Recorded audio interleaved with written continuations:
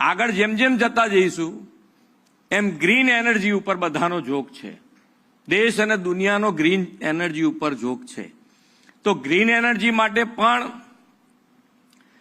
જો આ વખતનું વાઇબ્રન્ટ છેલ્લું આપણું વાઇબ્રન્ટ જુઓ તમે તો 50% MOU બધા ગ્રીન એનર્જી ઉપર થયા છે, 50% MOU।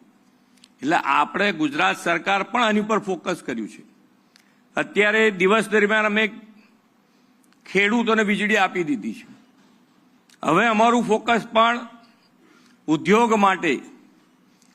માટે ગ્રીન એનર્જી સરકાર કેવી રીતે પ્રોવાઈડ કરી શકે એના ઉપર ફોકસ કરી રહ્યા છે કે ભાઈ ગમે તે એક GIDC અમે લઈશું, એ GIDCમાં ટોટલ એનર્જી ગ્રીન સરકાર તરફથી મળે અને સરકાર એને સર્ટિફાઈડ કરે કે આ GIDCમાં બનતી બધી જ પ્રોડક્ટ ગ્રીન પ્રોડક્ટ છે એવું સર્ટિફાઈ કરે, એના ઉપર ફોકસ કરીને અમે આગળ વધી રહ્યા છીએ।